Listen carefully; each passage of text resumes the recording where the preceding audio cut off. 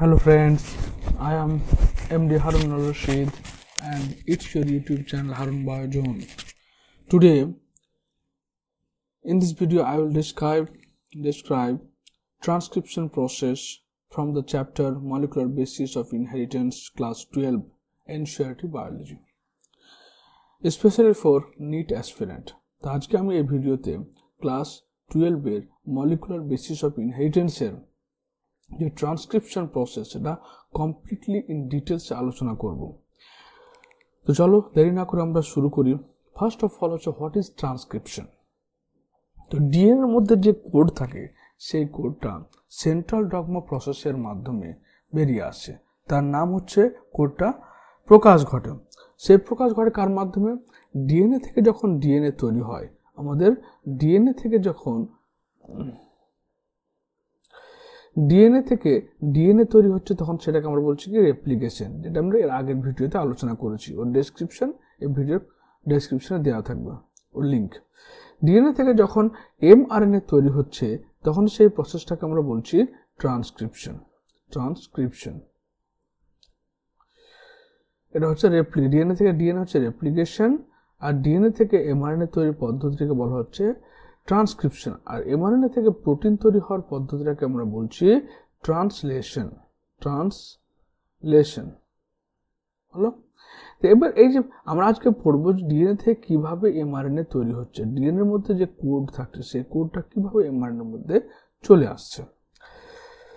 বলছে the process of copying genetic information from one strand of DNA into RNA is termed as transcription. এখানে point আছে একটা, যে DNA কি হয় দুটো স্ট্র্যান্ড থেকে ডবল স্ট্র্যান্ড, তবে একটা স্ট্র্যান্ডের শুধু জেনেটিক ইনফরমেশনটাকে আমি নেব, দুটো স্ট্র্যান্ডের কিন্তু জেনেটিক ইনফরমেশন নিব না, আমি নিব একটা কোডিং স্ট্র্যান্ডের ইনফরমেশনটাকে নেক্সট জেনারেশন কিভাবে পৌঁছে দেওয়া যাবে। Here also the principles and the complementarity govern the process of transcription, except the adenosine complement now from base pair and uracil instead of thymine. তাহলে এখানে একটা সবচেয়ে বড় কোশ্চেন হচ্ছে কমপ্লিমেন্টারিটি, অর্থাৎ পরিপূরকতা। কমপ্লিমেন্টারিটি মানে ধরে নাও যে অ্যাডেনিন রয়েছে, গুয়ানিন রয়েছে, সাইটোসিন, থাইমিন, এটা একটা স্ট্র্যান্ড। তাহলে এর অপোজিট অবস্থায় কি থাকবে? থাইমিন থাকবে, সাইটোসিন থাকবে, গুয়ানিন থাকবে এবং অ্যাডেনিন থাকবে। এটা কার্গভস রুলস হিসেবে এই জিনিসটা করা হচ্ছে, ওয়াটসন ক্রিক এবং কার্গভস রুল এর মতবাদ হিসেবে। শুধুমাত্র এমআরএনএ এর ক্ষেত্রে কি থাকবে? এই থাইমিনের জায়গাটাতে কি হয়ে যাবে? শুধু ইউরাসিল হয়ে যাবে। তাই কমপ্লিমেন্টারিটি মেন ফ্যাক্টর।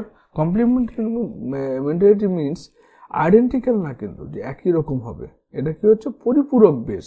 অর্থাৎ অ্যাডেনোসিনের পরিপূরক বেসকে থাইমিন, গুয়ানিনের পরিপূরক বেসকে সাইটোসিন, বা সাইটোসিনের পরিপূরক বেসকে গুয়ানিন, থাইমিনের পরিপূরক বেসকে সেটা অ্যাডেনিন। এটাই হচ্ছে পরিপূরকতা। এটা কিন্তু আইডেন্টিক্যাল না যে অ্যাডেনিনের সঙ্গে অ্যাডেনিন যুক্ত থাকবে তবে এটা কমপ্লিমেন্টারিটি হবে, সে ব্যাপারটা এখানে বলা হয়নি। শুধুমাত্র এখানে কমপ্লিমেন্টারির ক্ষেত্রে এক্সেপশন আসছে কি, যে আরএনএর ক্ষেত্রে তোমার থাইমিনের জায়গায় ইউরাসিল হবে। However, যদিও unlike in this process of replication, which once set in the total DNA of an organism gets duplicated, in transcription only a segment of DNA and only one of the strand is copied into RNA. আমরা DNA রেপ্লিকেশনে কি দেখেছি? DNA যে দুটো strand, সেই দুটো স্ট্র্যান্ডই কিন্তু duplicate হচ্ছে, আবার নতুন ডিএনএ তৈরি করছে। কিন্তু এখানে আমরা কি দেখব? ডিএনএ যে দুটো স্ট্র্যান্ড রয়েছে সেই দুটো স্ট্র্যান্ডের মধ্যে যে কোনো একটা স্ট্র্যান্ড ডুপ্লিকেট হয়ে তোমার তৈরি করবে এমআরএনএ, দুটো স্ট্র্যান্ড কিন্তু ডুপ্লিকেট হবে না। This necessity is defining the boundaries that would demarcate the region and the strand of DNA that would be transcribed. এটাই এর একটা বাউন্ডারি, যে ডিএনএটা কোন ডিএনএটা তোমার কোন ডিএনএ স্ট্র্যান্ডটা ট্রান্সক্রাইব হবে এবং সেটা পরবর্তী এমআরএনএতে যাবে, যেহেতু এখানে দুটো স্ট্র্যান্ড ট্রান্সক্রাইব হয় না। Why both the strands are not copied during transcription? এবার কোয়েশ্চেন হয়ে গেল কেন? তাহলে দুটো স্ট্র্যান্ডই কেন কপি হচ্ছে না? কারণ দুটো স্ট্র্যান্ড কপি হলে বেশি বেশি প্রোটিন তৈরি হতো, কিন্তু একটা স্ট্র্যান্ড মাত্র কপি হচ্ছে। তার কারণ কি? Simple answer. প্রথম অ্যান্সার হচ্ছে কি, if both strands act as template, এখানে ধরুন এই যে দুটো স্ট্র্যান্ড রয়েছে, এটা একটা 5' to ধরে নাও 5 প্রাইম টু 3 প্রাইম, ক্লিয়ার? আর এটা হচ্ছে 3 প্রাইম টু 5 প্রাইম। তাহলে এখানে কি হচ্ছে দেখো, এখানে যে 5 প্রাইম টু 3 প্রাইম যে ডিএনএ স্ট্র্যান্ডটা ছিল, সেই স্ট্র্যান্ডটাকে তোমার বা উপরের যে স্ট্র্যান্ড রয়েছে এই স্ট্র্যান্ডটাকে টেমপ্লেট হিসেবে ব্যবহার করেছে। সরি, টেমপ্লেট না, এটা কোডিং স্ট্র্যান্ড হিসেবে 5 prime to 3 prime coding strand হিসেবে ব্যবহার করেছে। তাহলে এর অপোজিটের যে স্ট্র্যান্ড, এটা ধরো 5 প্রাইম টু 3 প্রাইমে আছে আমার, এটা কোডিং স্ট্র্যান্ড, এটা 3 প্রাইম টু 5 প্রাইম আছে, এবং এখানে যে এমআরএনএ তৈরি হচ্ছে সেটা হচ্ছে 5 প্রাইম টু 3 প্রাইম। তাহলে এই স্ট্র্যান্ডটা হচ্ছে কোডিং স্ট্র্যান্ড। কোডিং স্ট্র্যান্ড মানে যার মধ্যে ডিএনএ ইনফরমেশনটা থাকবে, যে ইনফরমেশন নেক্সট জেনারেশন এমআরএনএতে যাবে।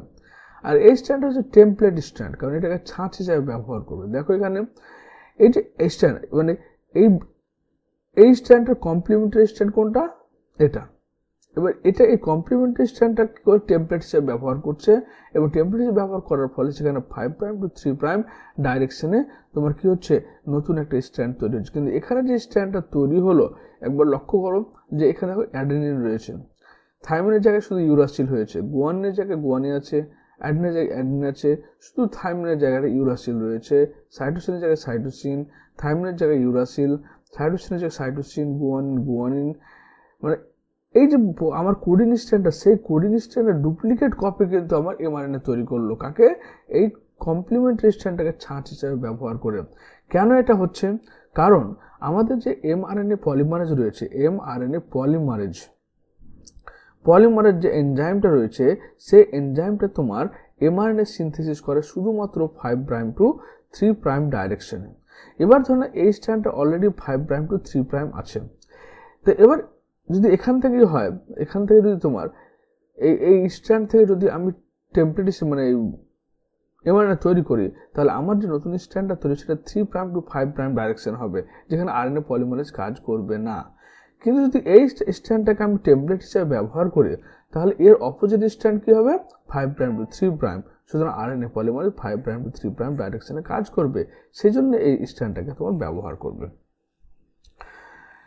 They would code for RNA molecules with different sequence. Remember, complementarity does not mean identical. এটা মাথায় রাখবে যে পরিপূরকতা মানে হচ্ছে জাস্ট কার্বক্সিল অ্যাডেনিনের জায়গায় থাইমিন যুক্ত হবে এবং গুয়ানিনের সঙ্গে সাইটোসিন যুক্ত হবে, কিন্তু এর মানে এ না যে অ্যাডেনিনের সঙ্গে আইডেন্টিক্যাল জিনিস যুক্ত হবে, এটা ব্যাপার না। And in turn, if they code for proteins, the sequence of amino acid in the proteins would be different. যদি দুটো স্ট্র্যান্ডই তোমার মানে কোডিং স্ট্র্যান্ড হিসেবে ব্যবহার হতো, দুটো স্ট্র্যান্ডই যদি তোমার ট্রান্সক্রাইব হওয়ার পর নতুন প্রোটিন তৈরি করো, তাহলে সেই প্রোটিনগুলো কি হতো? ডিফারেন্ট হয়, যে জিনিসটা তৈরি দরকার সেটা না হয় অন্য জিনিস তৈরি হয়ে যেত। হ্যাঁ, মানে স্পেসিফিসিটি থাকতো না। Hence one segment of the DNA would be coding for 2 different proteins, and this would complicate the genetic information transfer machinery. তাহলে কি দুটো স্ট্র্যান্ডে যদি আমার ট্রান্সক্রাইব হতো, তাহলে এখানে কি হতো? আলাদা প্রোটিন তৈরি হতো। আলাদা প্রোটিন তৈরি হওয়ার জন্য জেনেটিক ইনফরমেশনগুলো অনেক বেশি কমপ্লিকেটেড হয়ে যেত, বা অনেক বেশি ফুটাইল বা ভুল হয়ে যেতে পারত। তাহলে প্রথম কারণ হচ্ছে, যদি একটা স্ট্র্যান্ড তোমার কপি হয়, তাহলে এখানে কি হচ্ছে? সিম্পল হয় প্রোটিন তৈরি হচ্ছে, সহজ ভাষায় বলতে গেলে। কিন্তু দুটো স্ট্র্যান্ডই হতো, তাহলে জিনিসটা অনেক বেশি কমপ্লিকেটেড হয়ে যেত এবং অনেক বেশি তোমার জটিলতা দেখা যেত, যার ফলে সেখানে অনেক ফল্ট প্রোটিনও তৈরি হতো, কারণ আলাদা একসাথে আলাদা জিনিস তৈরি হচ্ছে, যেটা হয়তো তোমাকে ডিএনএ একটা ইনফরমেশন দিয়ে, বডি একটা ইনফরমেশন দিয়েছে তোমাকে যে আমার এই প্রোটিনটা দরকার, কিন্তু একসাথে দুটো আলাদা আলাদা প্রোটিন তৈরি হয়ে যাচ্ছে বা বেশি বেশি প্রোটিন তৈরি হয়ে যাচ্ছে, সেটা আমার শরীরে আবার ক্ষতি করতো। ওই জন্য একটা স্ট্র্যান্ড তোমার এখানে কি হচ্ছে? ট্রান্সক্রাইব হচ্ছে। Second, the 2 RNA molecules you produce simultaneously would be complementary to each other, hence would form a double-stranded RNA. এবং এখানে যদি তোমার দুটো স্ট্র্যান্ড কি হতো? যদি তোমার ট্রান্সক্রাইব হতো, তাহলে এখানে আমরা সিঙ্গেল স্ট্র্যান্ড পেতাম না, এখানে ডাবল স্ট্র্যান্ডেড আরএনএ পেতাম। এবং ডাবল স্ট্র্যান্ড আরএনএ পাওয়ার ফলে আমাদের প্রোটিন কিন্তু সেটা আবার অনেক বেশি জটিল হয়ে যেত। This would prevent RNA from being translated into protein, এবং যেটা আমাদের কী করতো? এই ডবল স্ট্র্যান্ড থেকে আবার প্রোটিন তৈরি করতে বাধা দিত, বা প্রোটিন তৈরি হতো না, তৈরি হলে সেটা ভুল প্রোটিন তৈরি হতো। তার কি হলো এখানে মধ্য কথা এখানে হলো যে ট্রান্সক্রিপশনের ফলে আমাদের একটা স্ট্র্যান্ড ট্রান্সক্রাইব হবে, একটা স্ট্র্যান্ড টেমপ্লেট হিসেবে কাজ করবে, যার ফলে কি হবে, তোমার একটা সিঙ্গেল স্ট্র্যান্ডেড mRNA তৈরি হবে, কারণ আরএনএ হচ্ছে সিঙ্গেল স্ট্র্যান্ডেড। এটা কেন ডাবল স্ট্যান্ডার্ড হচ্ছে না? কারণ ডাবল স্ট্যান্ডার্ড হলে সেখানে ডিফারেন্ট প্রোটিন তৈরি হবে, যার ফলে সেখানে অনেক ফল্টি প্রোটিন বা বেশি প্রোটিন তৈরি হয়ে যাবে, যেটা আমাদের শরীরের পক্ষে খুব ক্ষতিকর। তাই জিনিসটাকে সিম্পল রাখার জন্য, সহজ রাখার জন্য আমার কি হয়েছে, বডি ধীরে ধীরে একটা করে স্ট্র্যান্ডকে ট্রান্সক্রাইব করছে। এবং আরএনএ সর্বদা কি হচ্ছে, সিঙ্গেল স্ট্যান্ডার্ড হয়। এখানে যদি ট্রান্সক্রিপশন হতো ডবল স্ট্যান্ডার্ড, তাহলে ডবল স্ট্যান্ড mRNA তৈরি হতো। তারপর নেক্সট পয়েন্ট হচ্ছে ট্রান্সক্রিপশন ইউনিট। ট্রান্সক্রিপশনে কি ইউনিট রয়েছে দেখো, এই transcriptional unit DNA is defined primarily by the 3 region, একটা promoter region, structural gene and terminator region. তাহলে এখানে দেখতে পাবে যে আমার এটা হচ্ছে একটা mRNA, এটা হচ্ছে একটা ফার্স্ট হচ্ছে এটা একটা ডিএনএ, এটা একটা ডিএনএ ডাবল স্ট্যান্ডার্ড ডিএনএ। এই ডিএনএর মধ্যে কি কি রয়েছে দেখো, প্রথম রয়েছে এখানে কিছু প্রোমোটার রিজিয়ন রয়েছে, ওকে, বা রেগুলেটর জিন রয়েছে, কিছু রেগুলেটর জিন রয়েছে, কিছু স্ট্রাকচারাল জিন রয়েছে। দেখো এই রেগুলেটর জিনের মধ্যে প্রথম পয়েন্ট আসছে কি প্রোমোটার। তাহলে প্রোমোটার কারা হচ্ছে, প্রোমোটার মানে যারা প্রোমোট করে মানে হচ্ছে এমন একটা সিকোয়েন্স, এখানে -100 সিকোয়েন্স রয়েছে, 80 -80 -25, এগুলো হচ্ছে প্রোমোটার, যেগুলো টাটা বক্স বলা হচ্ছে, ক্যাট বক্স বলা হচ্ছে, জিসি বক্স বলা হচ্ছে, ওদের সিকোয়েন্সগুলো এরকমভাবে অ্যারেঞ্জ থাকছে, ওকে। তো এই সিকোয়েন্সগুলো মানে কি, এই সিকোয়েন্স এমন একটা সিকোয়েন্স যে সিকোয়েন্সটাকে DNA dependent RNA polymerase identify করতে পারবে এবং ডিএনএ ওই জায়গাটা থেকে বাইন্ড হবে। তাহলে প্রোমোটার রিজিয়ন মানে যেটা হচ্ছে mRNA মানে আরএনএ পলিমারেজ বাইন্ডিং সাইট, সেটা হচ্ছে প্রোমোটার রিজিয়ন। তারপর প্রোমোটার রিজিয়নের পরে দেখো যেখানে হচ্ছে কি transcription initiation site. Initiation site মানে যেখান থেকে ট্রান্সক্রিপশন শুরু হবে, সেটা হচ্ছে ট্রান্সক্রিপশন মানে ধরুন এটা একটা mRNA, এটা একটা ডিএনএর মধ্যে ধরুন এখানে একটা সিকোয়েন্স রয়েছে, যেটা হচ্ছে তোমার কি, এটা হচ্ছে প্রোমোটার মানে কি, এখানে তোমার ডিএনএ আরএনএ পলিমারেজ বাইন্ড হবে ট্রান্সক্রিপশনের জন্য। এবার এই জায়গাটা হচ্ছে ট্রান্সক্রিপশন ইনিশিয়েশন সাইট মানে হচ্ছে ইনিশিয়েশন যেখানে ট্রান্সক্রিপশন শুরু হবে, ইনিশিয়েশন সাইট। এবার এই যে সাইটটা রয়েছে, এই সাইটটার পিছনের দিকে যে অংশ মানে 5 প্রাইম, এটা 5 প্রাইম টু 3 প্রাইম রিজিয়ন থাকে, তাকে বলা হচ্ছে আপস্ট্রিম রিজিয়ন। আপস্ট্রিমকে সর্বদা মাইনাস চিহ্ন দ্বারা এক্সপ্রেস করা। এবার এই যে ইনিশিয়েশন সাইট থেকে তোমার হচ্ছে কি এই দিকটা হচ্ছে কি রয়েছে ডাউনস্ট্রিম রিজিয়ন, যেদিকে আরএনএ পলিমারেজ যাবে, ডাউনস্ট্রিম রিজিয়ন, এটাকে প্লাস সাইন দ্বারা রিপ্রেজেন্ট করা হয়। এই ডাউনস্ট্রিমে কি থাকবে, স্ট্রাকচারাল জিন থাকবে, মানে ডিএনএ যে জিনগুলোর তোমার ট্রান্সক্রিপশন হবে সেই জিনগুলো তোমার স্ট্রাকচারাল জিনগুলো এই পাশটাতে থাকবে, হলো। এবার একটা টাইম পরে তোমার কি হবে, এখানে এসে ট্রান্সক্রিপশন টার্মিনেশন সাইট থাকবে, টার্মিনেশন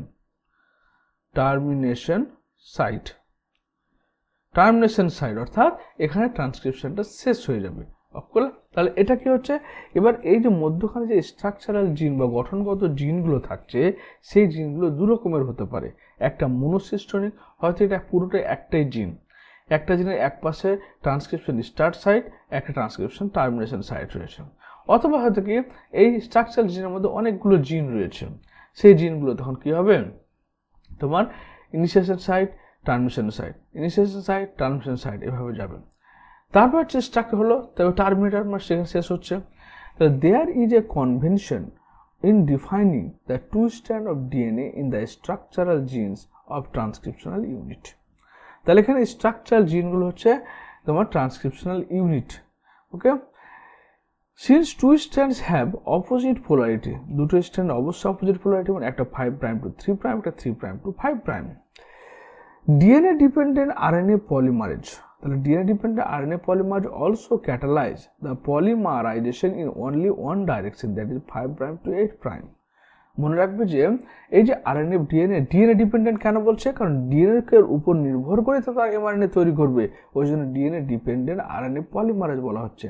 এটা কেন তোমার শুধুমাত্র একটা রিঅ্যাকশনে কাজ করছে, কারণ তো আমরা জানি কি, দেখো এর নিউক্লিওটাইড যখন দেখবো আমরা, ধরে নাও এমআরএনএর ক্ষেত্রে কি হচ্ছে, এখানে তোমার হচ্ছে যে হাইড্রোক্সিল আয়ন থাকছে, এখানে তোমার হাইড্রোক্সিল আয়ন থাকবে, এটা একটা ফসফেট বন্ড, আবার তোমার CHO বন্ড CH2,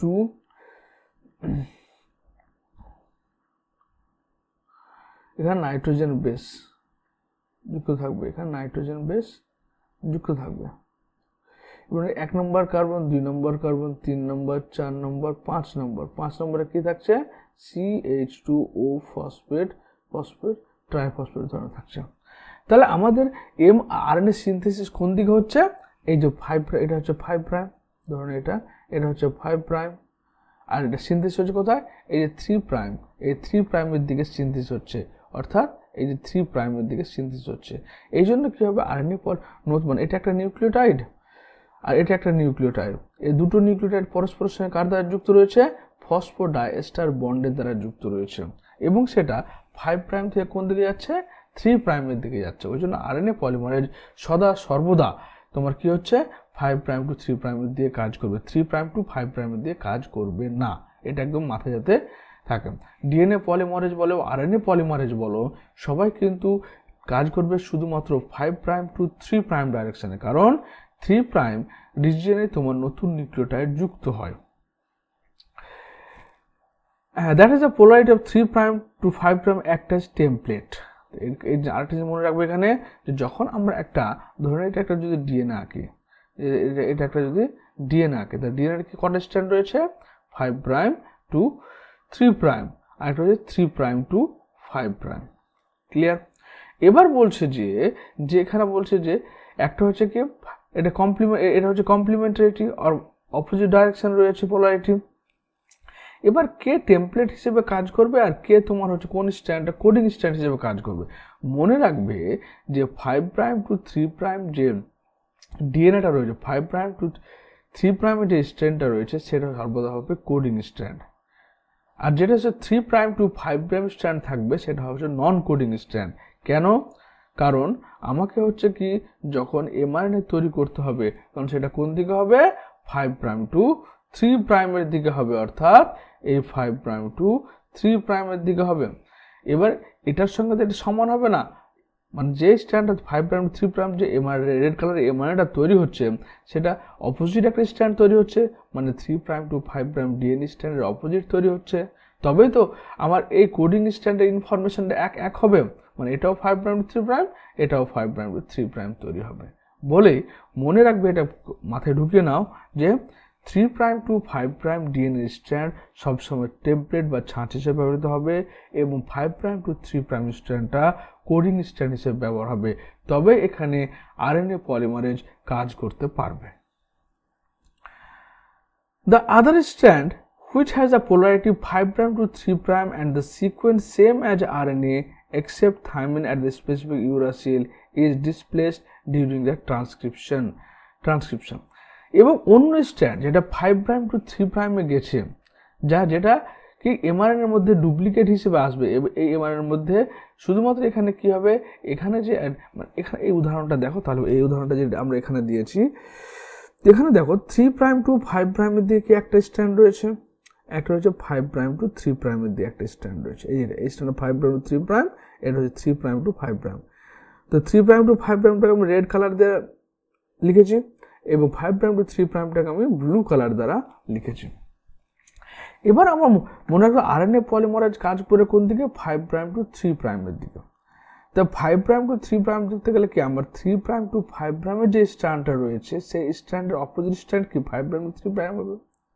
তাহলে আমাকে এই স্ট্র্যান্ডটাকে বলছে, এই যে স্ট্র্যান্ড রেড কালার স্ট্র্যান্ডটাকে আমাকে টেমপ্লেট বা ছাঁচ হিসেবে ব্যবহার করতে হবে, এবং যেটা 5 প্রাইম টু 3 প্রাইম রয়েছে ডিএনএ স্ট্র্যান্ড সেটা কি হবে, কোডিং রিজন হিসেবে, ওই জন্য কোডিং সিকোয়েন্স বা সেন্স সিকোয়েন্স বা নন টেমপ্লেট বলা হচ্ছে, আর রেড কালারটাকে নন কোডিং বলা হচ্ছে টেমপ্লেট। কারণ নন কোডিংকে যখন ডুপ্লিকেট করে একটা এমআরএনএ তৈরি হবে তখন সেই এমআরএনএটা আসলে কিন্তু সেই কোডিং স্ট্র্যান্ডের সেম তৈরি হবে। যেমন দেখো এখানে শুধুমাত্র থাইমিনের জায়গাতে ইউরাসিল হয়েছে, বাকি অ্যাডেনিনের জায়গায় অ্যাডেনিন আছে। যদি এটা এখানে তৈরি হয়েছে, এটা এর মধ্যে তৈরি হয়েছে, মানে টেমপ্লেট স্ট্যান্ডকে ডুপ্লিকেট করে তৈরি করেছে, কিন্তু ডুপ্লিকেটটা আসলে কার হয়েছে? কোডিং স্ট্যান্ডের হয়েছে। যেমন দেখো এখানে অ্যাডেনিন অপোজিট ইউরাসিল আছে, থাইমিন অপোজিট অ্যাডেনিন আছে। তো এখানে ইউরাসিলের জায়গায় থাইমিনের জায়গাতে ইউরাসিল এসছে। ডিএনএ যখন থাইমিন থাকবে সে এমআরএনএ দিয়ে কী হবে? সেটা ইউরাসিল হয়ে যাবে। তাই টি এর অপোজিট ইউ রয়েছে, এর অপোজিটে এ রয়েছে, সি এর অপোজিটে জি রয়েছে। আবার এখানে সি হবে, সি তাহলে সি রয়েছে, জি রয়েছে, ইউ এর জায়গায় থাইমিন চলে এসেছে, থাইমিনের ইউরাসিল রয়েছে। শুধুমাত্র থাইমিনের জায়গাটাতে ইউরাসিল হবে, বাকি সমস্ত নাইট্রোজেন বেস কিন্তু সেম হবে। এর কোডিং স্ট্যান্ডে যা থাকবে সেটাই তোমার এমআরএনএর মধ্যে আসবে, তবে ডিএনএর ইনফরমেশনটা অ্যাকুরেটলি তোমার এমআরএনএর মধ্যে চলে আসবে। Strangely, this strand which does not code for anything is referred to as coding strand. All the reference points while defining a transcription unit is made with coding strand to explain the point of এর উদাহরণটা দিয়েছে এখানে, যে মনে রাখবে 5' to 3' DNA স্ট্র্যান্ডটা সদা কি হবে? কোডিং স্ট্র্যান্ড হবে। আর যেটা 3' to 5' থাকবে সেটা টেমপ্লেট স্ট্র্যান্ড হবে, এবং 3' to 5' স্ট্র্যান্ডটারই ডুপ্লিকেট তৈরি হবে তোমার এমআরএনএ, মানে ওর কমপ্লিমেন্টারি তৈরি হবে এমআরএনএ, কিন্তু আলটিমেট এমআরএনএটা 5' to 3' ডিএনএ ডুপ্লিকেট হয়ে যাবে। এবার আরএনএ পলিমারেজকে দেখো, আরএনএ পলিমারেজ ইউক্যারিওটের ক্ষেত্রে যদি তুমি এটা আরএনএ পলিমারেজ একটু এক্সপ্লেন করি। আরএনএ পলিমারেজ নর্মালি প্রোক্যারিওটের ক্ষেত্রে একটাই পাওয়া যায়, আরএনএ পলিমারেজ 2। সেটা ডিএনএ ডিপেন্ডেন্ট আরএনএ পলিমারেজ। কেন? কারণ ডিএনএর উপর নির্ভর করে এমআরএনএ তৈরি হয়। ওর 4খানা ইউনিট রয়েছে, একটা আলফা ইউনিট রয়েছে, বিটা ইউনিট রয়েছে, বিটা ড্যাশ ইউনিট রয়েছে, এবং সিগমা ইউনিট রয়েছে। তো যখন সিগমা ইউনিট ছাড়া এখন এর মধ্যে আলফা বিটা ড্যাশ থাকছে, মানে আলফা মানে যখন স্ট্যান্ড এরকম থাকছে, ধরেন এরকম থাকছে, যেখানে আলফা ড্যাশ আর বিটা ড্যাশ থাকছে, তখন সেটাকে আমরা কোর এনজাইম বলছি, কোর এনজাইম। কিন্তু যখন ওর সঙ্গে তোমার সিগমা ফ্যাক্টরটা যুক্ত হয়ে যাচ্ছে, তখন সেটাকে আমরা বলছি হলো এনজাইম। তাহলে কোর এনজাইম বলতে আলফা ড্যাশ বিটা ড্যাশ, কিন্তু যখন ওর সঙ্গে সিগমা ফ্যাক্টর যুক্ত হচ্ছে তখন সেটাকে আমরা হলো এনজাইম বলি। তাই এটা একটা হলো এনজাইম। এবার এদের পার্টগুলোর কাজ কি? পার্টগুলোর কাজ হচ্ছে নাম্বার 1 আলফা ইউনিট, এটার কাজ chain initiation and interaction with regulatory protein. অর্থাৎ এই আরএনএ পলিমারেজগুলো কি করবে? এই চেনটাকে ইনিশিয়েশন, অর্থাৎ প্রথম ট্রান্সক্রিপশনটা শুরু করবে, এবং যে রেগুলেটরি প্রোমোটার রিজিয়নে যে রেগুলেটরি প্রোটিনগুলো রয়েছে যেগুলো এই ট্রান্সক্রিপশনকে রেগুলেট করছে তাদের সঙ্গে যুক্ত হবে। বিটা ইউনিটের কাজ হচ্ছে চেন ইনিশিয়েশন অ্যান্ড ইলংগেশন, অর্থাৎ এটা স্টার্ট করবে ট্রান্সক্রিপ্ট প্রসেসকে এবং ইলংগেশন অর্থাৎ বর্ধিত করবে। বিটা ড্যাশের কাজ কি? DNA binding. বিটা ড্যাশের কাজই হচ্ছে তোমার কার সঙ্গে? এই যে ডিএনএর সঙ্গে আরএনএ পলিমারেজকে প্রপার জায়গাতে বাইন্ড করা, এটা কাজ। আর সিগমা ফ্যাক্টরের কাজ হচ্ছে এই যে প্রোমোটারিজেশন করার পর জিসি বক্স, ক্যাট বক্স বা টাটা বক্স পড়লাম, সেই সিগমা প্রোমোটার সিকোয়েন্সগুলোকে শনাক্ত করতে সাহায্য করবে। অর্থাৎ একটা ধরনের আরএনএ পলিমারেজ আসলো, এবার ডিএনএ কোন জায়গাতে যুক্ত হবে? প্রোমোটার জায়গাতে যুক্ত হবে, এটা জানি আমরা, কিন্তু কে যুক্ত প্রোমোটারগুলো কে চিনবে হচ্ছে সিগমা ফ্যাক্টর, এবং তার স্পেসিফিক জায়গাতে যুক্ত করবে। আশা করি তোমরা বুঝতে পারছো। এরপরে চলে এসছে আমাদের যে এই প্রোমোটার এবং টার্মিনেটর ফ্ল্যাঙ্ক দ্য স্ট্রাকচারাল জিন। তো প্রোমোটার মানে কি? প্রোমোটার মানে যেখানে তোমার হচ্ছে কি GC box, cat box, tata box থাকছে, আর টার্মিনেটর মানে হচ্ছে যেখানে গিয়ে টার্মিনেশন হচ্ছে, যেখানে গিয়ে শেষ হচ্ছে। The promoter is said to be located towards 5, তাহলে 5' আপস্ট্রিম রিজিয়ন। আগে বলেছি যে প্রোমোটারগুলো কোথায় রয়েছে? যেখান থেকে তোমার শুরু হচ্ছে, এই জায়গাটা +1 লেখা আছে, মানে এখান থেকে ট্রান্সক্রিপশন শুরু হবে, এটা ইনিশিয়েশন সাইট। এবার তার আগের দিকে যে রিজিয়ন, অর্থাৎ 5' দিকে যে রিজিয়নগুলো থাকবে সেটাকে বলা হচ্ছে কি আপস্ট্রিম রিজিয়ন, অর্থাৎ নেগেটিভ সাইন দ্বারা রিপ্রেজেন্ট করা হচ্ছে। এবং যে ট্রান্সক্রিপশন ইনিশিয়েশন সাইটের 3' দিকে যে রিজিয়নগুলো থাকবে, যেখানে স্ট্রাকচারাল জিনগুলো থাকবে, সেটা হচ্ছে তোমার downstream region. It is a DNA sequence that provide binding site for RNA polymerase. তাহলে স্ট্রাকচারাল জিন যেটা রয়েছে, প্রোমোটার সিকোয়েন্স যেগুলো রয়েছে, প্রোমোটার সিকোয়েন্স যেগুলো রয়েছে, সেগুলো কি, সেগুলো আসলে আরএনএ পলিমারেজের বাইন্ডিং সাইট, এবং সেটা বাইন্ডিং করতে কে সাহায্য করবে, আরএনএ পলিমারেজের sigma factor. And it is presence of the promoter in transcription unit that also define the template and coding strand. তাহলে আমরা জানি কি যে ডিএনএ যখন দুটো স্ট্র্যান্ড আমরা যখন পাচ্ছি, তখন একটা স্ট্র্যান্ড হচ্ছে তোমার coding strand 5 prime to 3 prime coding strand, একটা 3 প্রাইম টু 5 প্রাইমটা হচ্ছে টেমপ্লেট স্ট্র্যান্ড হিসেবে কাজ করছে। By switching its position with terminator, the definition of coding and template strand could be reversed. যদি আবার এখানে আমরা কি করি, সুইচ করে দিই, অর্থাৎ যদি এই যে টেমপ্লেটটাকে যদি আমরা কোডিং করে দিই আর কোডিংটাকে টেমপ্লেট করি, এটা কোডিং করি, তাহলে ওদের পোলারিটিও চেঞ্জ হয়ে যাবে, আবার তোমার স্ট্রাকচারাল জিনগুলো চেঞ্জ হয়ে যাবে, বা তোমার রেগুলার জিনগুলো চেঞ্জ হয়ে যাবে, রিভার্স হয়ে যাবে। The terminator is located towards the 3' end of the coding strand and is usually defined the end of the process of transcription. The terminator মানে কি, টার্মিনেটর মানে যে টার্মিনেশন করার, যে সমাপ্ত করে, কোথায় রয়েছে 3' প্রাইম রিজনে, এই সব জায়গাগুলোতে তোমার টার্মিনেশন, একটা জিনের শেষের দিকে টার্মিনেশন থাকবে, আর একটা জিনের প্রথম দিকে ট্রান্সক্রিপশন ইনিশিয়েশন সাইট থাকবে। There are additionally regulatory sequence that may present further upstream or downstream to the promoter. তার প্রোমোটার রিজিয়নের আপস্ট্রিমে থাকতে পারে, আর প্রোমোটার রিজিয়নের ডাউনস্ট্রিমে থাকতে পারে অন্যান্য কোনো প্রোটিন থাকলে। Some of the properties of this sequence shall be discussed while dealing with regulation of, তাহলে সেই সমস্ত জিনিসের কাজগুলো কখন, যখন আমরা জিন এক্সপ্রেশন বা অপারেন্ট মডেল পড়বো তখন আলোচনা করব। তাহলে এইটুকু জিনিস মাথায় রাখতে হবে, যেখান থেকে ট্রান্সক্রিপশন শুরু হচ্ছে তার আগের দিকে থাকবে প্রোমোটার সিকোয়েন্স, এবং সেই জায়গাগুলোকে আমরা বলছি কি, সেটাকে বলছি, সেটা নেগেটিভ সাইন দ্বারা রিপ্রেজেন্ট করা হয়, সেটাকে আপস্ট্রিম রিজন বলা হয়। আর যেখান থেকে ইনিশিয়েশন হচ্ছে তার পরবর্তী জিনের যে অংশ থাকবে তাকে ডাউনস্ট্রিম বলা হয়, যেখানে ফাংশনাল জিনটা থাকবে তার ট্রান্সক্রিপশন হবে।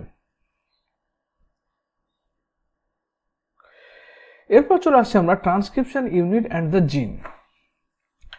তাহলে জিন, প্রথমে জিনের সংজ্ঞাটা মনে রাখো, জিন হচ্ছে কি small nucleotide sequence, small nucleotide sequence of DNA that carry information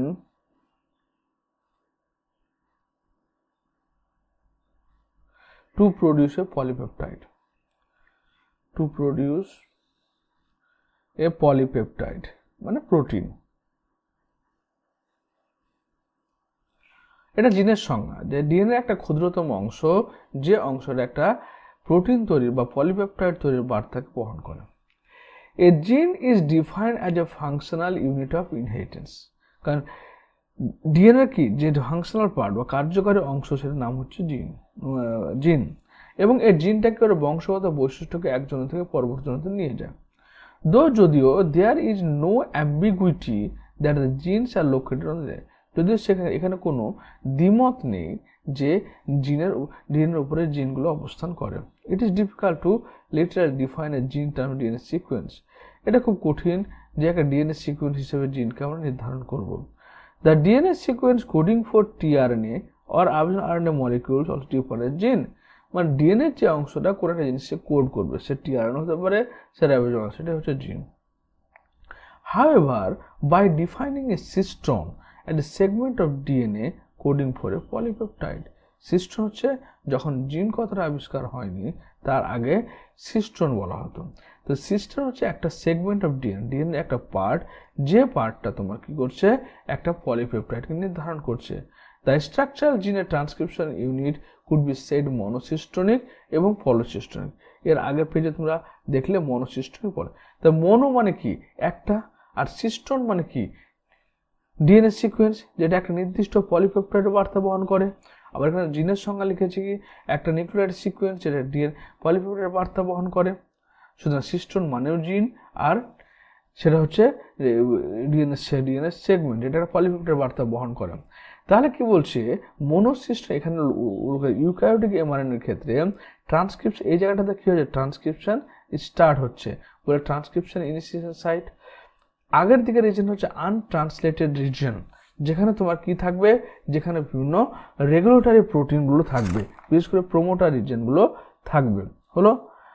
এবং তারপরে থাকবে কি, তারপরে স্ট্রাকচারাল জিন থাকবে, যে জিনটা ট্রান্সক্রিপশন হবে এবং সেখানে টার্মিনেশন, এখানে গিয়ে আবার টার্মিনেটর থাকবে। টার্মিনেটর মানে যেখানে জিনটা তোমার শেষ হবে, ট্রান্সক্রিপশন প্রসেসটা শেষ হবে। আর থাকবে ইউটিআর। ইউটিআর মানে আনট্রান্সলেটেড রিজন, অর্থাৎ সম্পূর্ণ এমআরএনএটা কিন্তু তোমার ট্রান্সক্রিপশন হবে না, তার একটা বা দুটো বা কয়েকটা জিন তোমার ট্রান্সক্রিপশন হবে। একবারে গোটা এমআরএনএ হলে তো এমআরএনএটা নষ্ট হয়ে যাবে, তাই ওর একটা পার্টিকুলার পার্ট বা পার্টিকুলার জিন যেটা একটা পলিপেপটাইড বার্তা বহন করছে, সেটাই শুধু ট্রান্সক্রিপশন হবে। তো ইউটিআর মানে হচ্ছে আনট্রান্সলেটেড রিজন। তো এখানে দেখতে পেলে যে একটাই মাত্র জিন রয়েছে বলে একটাই প্রোটিন তৈরি করছে, এটাকে বলা হচ্ছে কি মনোসিস্ট্রনিক। তাহলে ইউক্যারিওটিকের ক্ষেত্রে এমআরএনএ সর্বদা কি হবে, মনোসিস্টম, অর্থাৎ একবারে একটাই জিন ট্রান্সক্রিপশন হবে। কিন্তু যখন তুমি প্রোক্যারিওটিকের ক্ষেত্রে আসলে তখন দেখবে যে এখানে ট্রান্সক্রিপশন ইনিশিয়েশন সাইট হয়েছে, আবার এখানে ট্রান্সলেশন সাইট রয়েছে, আবার ইউটিআর রয়েছে, আবার ট্রান্সক্রিপশন ইনিশিয়েশন সাইট রয়েছে, আবার ট্রান্সলেশন, মানে একটা এমআরএনএর মধ্যে ছোট ছোট অনেকগুলো জিন থাকবে এবং প্রত্যেকটা জিন তোমার ট্রান্সক্রিপশন হতে পারে। এই জন্য এটাকে বলা হচ্ছে পলিসিস্ট্রনিক এমআরএনএ। তাহলে ইউক্যারিওটিকের ক্ষেত্রে মনোসিস্ট্রনিক আর প্রোক্যারিওটিকের ক্ষেত্রে পলিসিস্ট্রনিক এমআরএনএ। সিস্ট্রন মানে হচ্ছে ডিএনএ একটা সিকোয়েন্স যেটা নির্দিষ্ট প্রোটিনের বার্তাকে বহন করে, পলিপেপটাইড বার্তাকে বহন করে। In eukaryotes the monocystronic structural genes have interrupted coding sequence. The genes in eukaryotics are splits. মানে বলতে চাইছে ইউক্যারিওটিকে একটা জিন থাকে, একটা জিনের মধ্যে দুটো পার্ট থাকে, একটা এক্সন পার্ট, একটা হচ্ছে ইন্ট্রন পার্ট। এক্সন পার্ট হচ্ছে কি যেখানে অ্যাক্টিভ জিনগুলো থাকে, ইন্ট্রন পার্ট হচ্ছে যেখানে ইনঅ্যাক্টিভ জিন বা হেটারোক্রোমাটিনগুলো থাকে।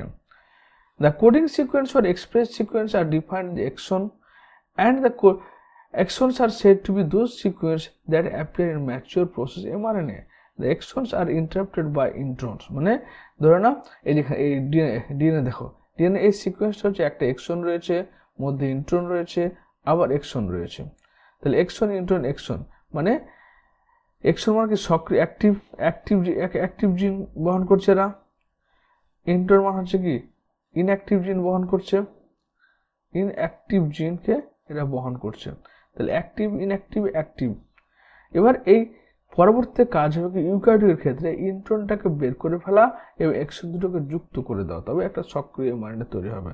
কিন্তু প্রোক্যারিওটিকের ক্ষেত্রে এরকম কোনো ব্যাপার থাকে না, ইন্ট্রন বা ইনঅ্যাক্টিভ রিজন থাকে না বলে এদের স্প্লাইসিং এর প্রয়োজন হয় না। স্প্লাইসিং প্রসেসটা পরে আলোচনা করছি। ইন্ট্রনস আর ইন্টারভেনিং। ইন্ট্রন মানে হচ্ছে ইন্টারভেনিং সিকোয়েন্স। ইন্টারভেনিং মানে কি যেটা কোনো কিছুর মধ্যখানে ঢুকে আছে। তাহলে দুটো এক্সনের মধ্যে কি রয়েছে, ইন্ট্রন রয়েছে। And do not appear in mature mRNA. Mature mRNA বা প্রসেসড এমআরএনএ, অর্থাৎ যে এমআরএনএ থেকে প্রোটিন তৈরি হবে সেই এমআরএনএ কিন্তু ইন্ট্রন থাকে না। কেন? কারণ ইন্ট্রন হচ্ছে ইনঅ্যাক্টিভ পার্ট, আর এমআরএনএ যেটা প্রোটিন সংশ্লেষে অংশগ্রহণ করবে সেটা হচ্ছে পুরোটা অ্যাক্টিভ হতে হবে এবং সেটা জন্য ইন্ট্রনগুলোকে রিমুভ করতে হবে। এই প্রসেসটাকে বলা হচ্ছে স্প্লাইসিং মেকানিজম। এবং ইন্ট্রনগুলোকে আবার অনেক সময় স্প্লিট জিনও বলা হয় বা জাঙ্ক ডিএনএও বলা হয়ে থাকে। স্প্লিট মানে কি কেটে যাওয়া, আলাদা হয়ে যাওয়া। Split gene arrangement further complicate the definition of gene in terms of DNA segment. তাহলে এবার দেখো এখানে আমি বললাম small nucleotide sequence of DNA that carry introns that carry information to produce a polypeptide. তাহলে ডিএনএ একটা সিকোয়েন্স যেটা তোমার একটা নির্দিষ্ট পলিপেপটাইড বার্তা বহন করে। এবার এর মধ্যে যদি আবার ইন্ট্রন থাকে তাহলে পলিপেপটাইড বার্তা বহন করবে না, কারণ ইন্ট্রন হচ্ছে ইনঅ্যাক্টিভ পার্ট যেটা এমআরএনএকে ইনঅ্যাক্টিভ বা নিষ্ক্রিয় অবস্থায় রাখে। সেখান থেকে যখন ইন্ট্রন পার্টটা বাদ হয়ে যাবে তখন এক্সন পার্টগুলো যুক্ত হবে, তখন সক্রিয় এমআরএনএ তৈরি হবে। তাই এই কোয়েশ্চেনটা যখন এই আনসারটা বলবো জিনের, তখন মধ্যখানে মনে রাখতে হবে যেখানে ইন্ট্রন থাকতে পারে। যদি ইন্ট্রন না থাকে তবে সেটা সাধারণভাবে সক্রিয় এমআরএনএ প্রোটিন তৈরি করবে। Inheritance of a character is also affected by promoter and regulatory sequence of structural gene. Structural জিন মানে হচ্ছে আপস্ট্রিম রিজনে যে সমস্ত প্রমোটার জিন রয়েছে, স্ট্রাকচারাল জিন রয়েছে সেগুলো, ওই স্ট্রাকচারাল না, রেগুলেটরি জিন রয়েছে, আদার্স যেগুলো। ওকে, sequence. Hence, sometimes the regulatory sequence are loosely define the regulatory genes, even though these sequences do not code for any RNA or protein. এবার ধরে নাও রেগুলেটরি প্রোটিন মানে কি, যে রেগুলেটরি মানে যারা রেগুলেট করছে, ধরে নাও এই যে এই অংশে এখানে ট্রান্সক্রিপশন শুরু হচ্ছে, তাহলে এই অংশে যে প্রোটিনগুলো রয়েছে, যে জিনগুলো রয়েছে, রেগুলেটরি জিন। এবার এরা নির্ধারণ করছে ট্রান্সক্রিপশন হবে কি হবে না। হ্যাঁ, এই জিনিসটা ক্লিয়ার করে পাবে, অপরায়ণের ভিডিও যখন বানাবো আমি তখন পাবে। তো এবার হচ্ছে কি বলছে কি যে হ্যাঁ, hence sometimes the regulatory sequence are loosely defined as regulatory gene even though the sequence do not code for any। তাহলে রেগুলেটরি সিকোয়েন্সগুলো কোনো কোড মানে প্রোটিনের কোনো কোড বার্তা বহন করে না, শুধুমাত্র প্রোটিনের বার্তা কে বহন করছে, শুধুমাত্র স্ট্রাকচারাল জিন, যে জিনটা তোমার যে মানে এক্সন ইন্ট্রন ছাড়া যে জিনটা সক্রিয় জিন, সেই জিনটা শুধুমাত্র প্রোটিনের বার্তা বহন করছে, ফাংশনাল প্রোটিনের বার্তা। এরপর আমরা types of RNA and the process transcription. তাহলে আমরা in bacteria there are 3 major types of RNAs, mRNA, tRNA and ribosomal RNA. আমরা জানি 3টে আরএনএ হয়, messenger RNA, transfer RNA, ribosomal RNA. All 3 RNAs are needed to synthesis a protein in a cell. এবং একটা সেলের মধ্যে একটা protein তৈরি করতে গেলে, এমআরএনএ থেকে প্রোটিন তৈরি করতে গেলে এই 3টে প্রসেসকে দরকার হবে। The mRNA provide the template, tRNA brings amino acid and need genetic code, and RNA plays structural and catalytic role during translation. তাহলে এই mRNA কি করছে, টেমপ্লেট হিসেবে ব্যবহৃত হচ্ছে, এবং টিআরএনএ কি করছে, নতুন অ্যামিনো অ্যাসিড যুক্ত করছে, আর রাইবোজোমাল আরএনএ কি করছে, তোমার ডিএনএ স্ট্রাকচার অ্যান্ড ক্যাটালাইটিক প্লেক স্ট্রাকচার গঠনগত এবং তোমার ক্যাটালাইটিক রোল ডিউটা, তারা কি করছে, ক্যাটালাইটিক করছে, অর্থাৎ তারা তোমার সেই এমআরএনএ থেকে সে আরএনএ বলছি, সে এমআরএনএ থেকে তোমার প্রোটিন তৈরি করে ট্রান্সলেশন পদ্ধতির মাধ্যমে। That is single DNA dependent RNA polymerase that catalyses transcription of all types of RNA and bacteria. তাহলে ব্যাকটেরিয়ার ক্ষেত্রে যেহেতু একটাই ডিএনএ ডিপেন্ডেন্ট আরএনএ পলিমারেজ থাকে এবং সেটাই সমস্ত জিনিসকে মেনটেন করে। RNA polymerase binds to promoter end initiate transcription. RNA polymerase কি করছে, প্রোমোটার সঙ্গে বাইন্ড করছে এবং ট্রান্সক্রিপশন ঘটাচ্ছে, ট্রান্সক্রিপশন। এবার ট্রান্সক্রিপশন ঘটানোর জন্য কি কি লাগছে দেখো। এবার প্রথমে আমাদের একটা ডিএনএটা কি ডবল স্ট্যান্ডের, একটা স্ট্যান্ড 5 প্রাইম টু 3 প্রাইম, একটা স্ট্যান্ড হচ্ছে 3.5 প্রাইম। তো যেটা 5 প্রাইম টু 3 প্রাইম সেটাকে নন টেমপ্লেট বলছি বা কোডিং স্ট্যান্ড বলছি, আর যেটা 3 প্রাইম টু 5 প্রাইম সেটাকে template stand but non coding stand বলছি আমরা। ক্লিয়ার? এবার তোমার ট্রান্সক্রিপশন স্টার্ট পয়েন্ট কোথায়, এটা ট্রান্সক্রিপশন স্টার্ট পয়েন্ট, যেটা ট্রান্সক্রিপশন শুরু হবে। তার আগে এই রিজনটা কি বলছি আমরা, ইউটিআর আনট্রান্সলেটেড রিজন বলছি।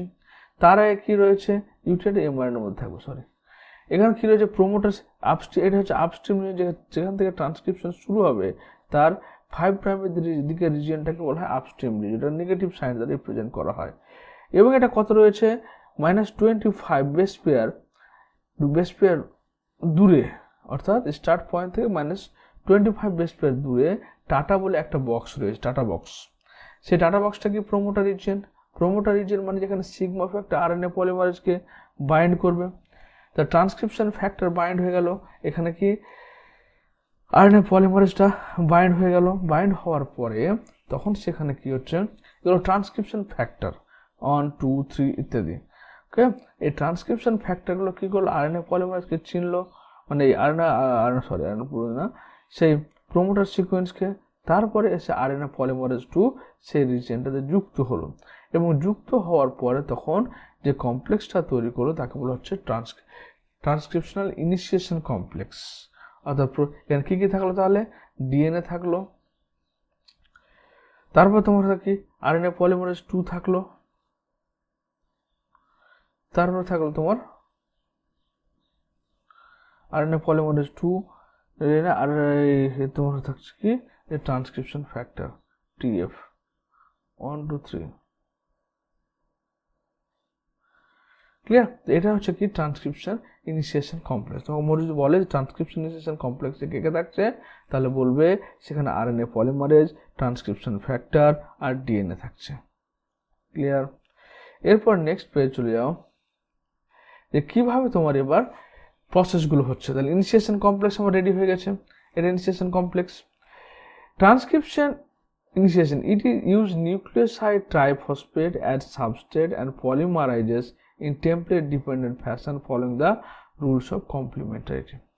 তাহলে যে স্ট্যান্ডটা 5 প্রাইম টু 3 প্রাইম আছে সেটা আমার কোডিং স্ট্যান্ড, এটা হচ্ছে কোডিং স্ট্যান্ড, আর এটা হচ্ছে non coding stand, non coding 3 prime to 5 prime, এবং 3 প্রাইম টু 5 প্রাইমের অ্যাগেনস্টে কি তৈরি হবে, এমআরএনএ তৈরি হবে 5 প্রাইম টু 3 প্রাইম। এখানে কি লাগছে, এখানে তোমার নিউক্লিওসাইড ট্রাইফসফেট, রাইবোনিউক্লিওসাইড ট্রাইফসফেট মানে হচ্ছে কি তোমার হচ্ছে ডিএনটিপি, এর মানে হচ্ছে কি অ্যাডেনিন হতে পারে, গুয়ানিন হতে পারে, সাইটোসিন হতে পারে, থাইমিন হতে পারে। এটা হচ্ছে র মেটেরিয়াল, এগুলো লাগবে। এবং এগুলো যুক্ত হওয়ার জন্য কি লাগছে, ফসফেট বন্ড তৈরি হচ্ছে। ফসফেট বন্ডের জন্য কি লাগছে, এটিপি লাগছে, এটিপি লাগবে। আর তোমার কি লাগবে, আরএনএ পলিমারেজ লাগবে। It somehow also facilitate opening of the helix and continuous elongation. যখন এই আরএনএ পলিমারেজটা প্রোমোটার রিজনে যুক্ত হলো, সে যুক্ত হওয়ার পরে সেই কী করবে, এই সিগমা ফ্যাক্টর আরএনএ পলিমারেজ সে আমারএনএর উপরে একটা ফোর্স ক্রিয়েট করবে, কন্ট্রাকশন ফোর্স ক্রিয়েট করবে, যার ফলে তোমার কি হবে, এখানকার এই যে এরকম অবস্থায় ছিল, প্যাঁচানো অবস্থায় ছিল, এই জিনিসটা তোমার খুলে গিয়ে তোমার এরকমভাবে একটা বাবল তৈরি করবে, ট্রান্সক্রিপশন বাবল বলা হচ্ছে। এটা কেন করবে, এই যে আরএনএ পলিমারেজ সিগমা ফ্যাক্টরের সঙ্গে যুক্ত হয়ে এই জায়গাতে আছে, এটা টান তৈরি করার জন্য। Only a short stage of RNA remains bound to the enzyme. Once the polymerase reaches the termination region, the nascent RNA falls off and also RNA polymerase is the termination. মানে এখানে তাহলে ঘটনাগুলো কি হলো, প্রথম হচ্ছে ইনিশিয়েশনে আমরা কি দেখতে পেলাম, যে আরএনএ পলিমারেজ সিগমা ফ্যাক্টরের সঙ্গে প্রোমোটার রিজনে যুক্ত হয়েছে এবং একটা ট্রান্সক্রিপশন বাবল তৈরি করেছে। মনে রাখবে আরএনএ পলিমারেজের নিজস্ব আনউইন্ডিং ক্যাপাসিটি রয়েছে, অর্থাৎ আনউইন্ডিং ক্যাপাসিটি মানে এর একটা গাইরেজ মানে হেলিকেজ অ্যাক্টিভিটি রয়েছে, যার ফলে ও কী করছে, এর মধ্যকার হাইড্রোজেন বন্ডগুলো ব্রেক করছে এবং প্যাঁচানো ডিএনএ খুলে দিচ্ছে, এটা ওর ক্ষমতা রয়েছে। যুক্ত হওয়ার পরে ডিএনএটাকে আনউইন্ড করলো, প্রথম সামনের দিকে আনউইন্ড করবে, পিছনের দিকে আবার রিউইন্ড হয়ে যাবে, অর্থাৎ আবার পেঁচিয়ে যাবে। এবং এই মধ্যখানে যে হাইড্রোজেন বন্ড ছিল সেটা ভাঙার জন্য যে হেলিকেজ এনজাইম লাগে, সেই ক্যাপাসিটিটা আরএনএ পলিমারেজের আছে। এরপর যখন বাইন্ড হয়ে গেল, ইনিশিয়েশন কমপ্লেক্স তৈরি হয়ে গেল, তৈরি হওয়ার পরে এবার আরএনএ পলিমারেজ মুভ করবে, কিন্তু সিগমা ফ্যাক্টর যেহেতু প্রোমোটার রিজনে যুক্ত থাকে, তাই সিগমা ফ্যাক্টর যতক্ষণ যুক্ত থাকছে ততক্ষণ আরএনএ পলিমারেজটা সামনের দিকে মুভ করতে পারবে না, অর্থাৎ ইলংগেশন করতে পারবে না। তাহলে প্রথম কাজ হচ্ছে কি, সিগমা ফ্যাক্টর যখন রিলিজ হয়ে যাবে তখন আরএনএ পলিমারেজটা ফ্রি হবে। এবার আরএনএ পলিমারেজটা ফ্রি হওয়ার ফলে আরএনএ পলিমারেজ যাবে কোথায়, কোডিং স্ট্যান্ডের 5 প্রাইম টু 3 প্রাইম রিজনে, এবং তারপরে তৈরি হবে কি, বা নন কোডিং সিকোয়েন্সের 3 প্রাইম টু 5 প্রাইম রিজনে। যখন এটা মুভ করবে, ইলংগেশন হবে, তখন এখানে কি যুক্ত হবে, এই যে নিউক্লিওটাইড, ডিঅক্সি নিউক্লিওটাইড, এগুলো কাঁচামাল। ওকে, ডিঅক্সি নিউক্লিওটাইড মানে বা রাইবক্সি নিউক্লিওটাইড মানে হচ্ছে কি তোমার এখানে হাইড্রোক্সিল গ্রুপ CH2O ফসফেট, এখানে নাইট্রোজেন বেস অ্যাডেনিন রয়েছে। এটা হচ্ছে একটা নিউক্লিওটাইড। এই নিউক্লিওটাইডগুলো যুক্ত হবে কার দ্বারা যুক্ত হবে, আরএনএ পলিমারেজের মাধ্যমে যুক্ত হবে। তো যখন এই আরএনএ পলিমারেজটা 5 প্রাইম টু 3 প্রাইম ডাইরেকশনের দিকে মুভ করছে, তখন আমার এখানে কি তৈরি হচ্ছে, 5 প্রাইম থেকে 3 প্রাইমের দিকে তোমার নিউ নিউক্লিওটাইড সিনথেসিস হচ্ছে, নিউ পলিপেপটাইড চেন সিনথেসিস হচ্ছে।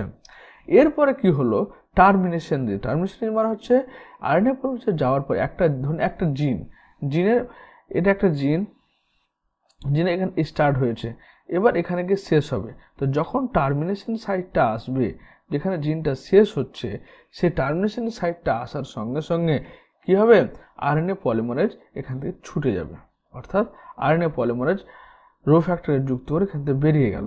এবং বেরিয়ে যাওয়ার সঙ্গে সঙ্গে এখানে কি আসবে, এখানে আসবে rho dependent factor, rho factor আসবে, রো ফ্যাক্টর। এই রো ফ্যাক্টর আছে নিজস্ব হেলিকেজ অ্যাক্টিভিটি রয়েছে। এই রো ফ্যাক্টর টার্মিনেশন সাইটের সঙ্গে থাকে এবং সেখানে গিয়ে ও কী করবে, এই আরএনএ পলিমারেজকে ডিএনএ থেকে বের করে দেবে এবং এমআরএনএকে তোমার বাইরে বের করে দেবে। And intriguing question is that how is the RNA polymerase able to catalyze all the 3 steps initiation elongation। তাহলে এখানে সবচেয়ে কৌতূহলী একটা কোয়েশ্চেন কি, যে কিভাবে আরএনএ পলিমারেজ একাই ইনিশিয়েশন, টার্মিনেশন এবং ইলংগেশন, ইনিশিয়েশন, ইলংগেশন এবং টার্মিনেশন তিনটা প্রসেস করছে। The RNA polymerase is only capable of catalysing the process of elongation. RNA polymerase নিজে থেকে কি করছে, তোমার এই ইলংগেশন প্রসেসটা করে। কিভাবে? কারণ এর হেলিকেজ অ্যাক্টিভিটি রয়েছে এবং গাইরেজ অ্যাক্টিভিটি রয়েছে বলে কি করছে, প্যাসানো ডিএনএকে আনউইন্ড করছে এবং ওর মধ্যে যে হাইড্রোজেন বন্ড রয়েছে সেটা ব্রেক করছে এবং নতুন নিউক্লিওটাইডকে যুক্ত করছে কোথায়, এই ডিএনএর সঙ্গে, যার ফলে এমআরএনএ পলিপেপটাইড চেন তৈরি হচ্ছে কার অ্যাগেনস্টে, সেই টেমপ্লেট স্ট্র্যান্ডের অ্যাগেনস্টে। It has a transiently with initiation factor sigma and termination factor rho. কারণ স্টার্ট হচ্ছে কি দিয়ে, সিগমা ফ্যাক্টর দিয়ে, কারণ সিগমা ফ্যাক্টরই তোমার আরএনএ পলিমারেজকে প্রোমোটার রিজিয়ন চিনতে সাহায্য করছে। আবার তোমার এই রো ফ্যাক্টর কি করছে, তো হচ্ছে রো ফ্যাক্টর তোমার আরএনএ পলিমারেজকে টার্মিনেশন সাইটকে চিনতে সাহায্য করছে। তারপর জিনিসটা টার্মিনেশন হচ্ছে। রো ফ্যাক্টরটা কি হচ্ছে, এটা ডিএনএর 72 নিউক্লিওটাইড যুক্ত একটা 72 নিউক্লিওটাইড যুক্ত নিউক্লিওটাইড সি রিচ রিজিয়ন, যেখানে সাইটোসিন বেশি পরিমাণে আছে, ওরকম একটা রিজিয়নকে তোমার চিনতে সাহায্য করছে। Association with these factor after the specificity of the RNA polymerase to either initiate or terminate। তাহলে ইনিশিয়েশন প্রসেসটা কার দ্বারা শুরু হলো, সিগমা ফ্যাক্টরের দ্বারা, আর টার্মিনেশন ফ্যাক্টরটা কার দ্বারা হলো, সিগমা ফ্যাক্টরের দ্বারা, রো ফ্যাক্টরের দ্বারা। টার্মিনেশন ফ্যাক্টরটা হচ্ছে রো ফ্যাক্টর আর initiation factor sigma factor. In bacteria, since the mRNA does not require any processing to become active. তাহলে ব্যাকটেরিয়ার ক্ষেত্রে কি হচ্ছে, তোমার এই যে mRNA does not require any processing to become active. এরপর যে এমআরএনএটা তৈরি হলো, আমার এই যে এমআরএনএটা তৈরি হলো, সে প্রোক্যারিওটিকের ক্ষেত্রে এই এমআরএনএটা অ্যাক্টিভ, প্রোক্যারিওটিকের ক্ষেত্রে অ্যাক্টিভ, কিন্তু ইউক্যারিওটিকের ক্ষেত্রে আবার সমস্যা রয়েছে। কিন্তু ইউক্যারিওটিকের ক্ষেত্রে এর নাম হচ্ছে হেটেরোজেনাস ইউক্যারিওটিক। এর ক্ষেত্রে এটার নাম হলো HNMRNA, হেটেরোজেনাস নিউক্লিয়ার এমআরএনএ। কেন? এবং এটা ইনঅ্যাক্টিভ থাকবে, নিউক্লিয়াসের মধ্যে তৈরি হবে, যেহেতু প্রোক্যারিওটিকের ক্ষেত্রে তার নিউক্লিয়াস নেই, তাই সাইটোপ্লাজম তৈরি হচ্ছে সেটা অ্যাক্টিভ। কারণ এই যে হেটেরোজেনাস কথাটার মানে হচ্ছে যে এই এমআরএনএর মধ্যে এক্সন থাকবে আর ইন্ট্রন থাকবে। এবার ইন্ট্রন তো নিষ্ক্রিয় অংশ, তাই ইন্ট্রন যুক্ত থাকলে তার এমআরএনএ থেকে প্রোটিন তৈরি হবে না, তাই এবার ইন্ট্রনগুলোকে আমাকে রিমুভ করতে হবে এবং ইন্ট্রনকে রিমুভ করার ফলে সেখান থেকে তখন আবার ইন্ট্রনগুলো যখন রিমুভ করব তবে সেটা অ্যাক্টিভেট হবে।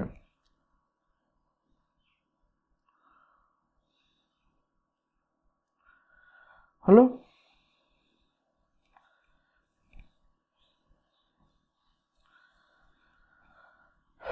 তো এই হলো আজকে আমাদের ট্রান্সক্রিপশন প্রসেসের পুরো পার্ট। এর পরের ভিডিওতে আমি ইউক্যারিওটিক কোষে ট্রান্সক্রিপশন এরপরে ট্রান্সলেশন প্রসেস হওয়ার জন্য কীভাবে মডিফিকেশন হবে সেটা নিয়ে। তো ভিডিওটি দেখার জন্য তোমাদের অসংখ্য ধন্যবাদ। Thank you.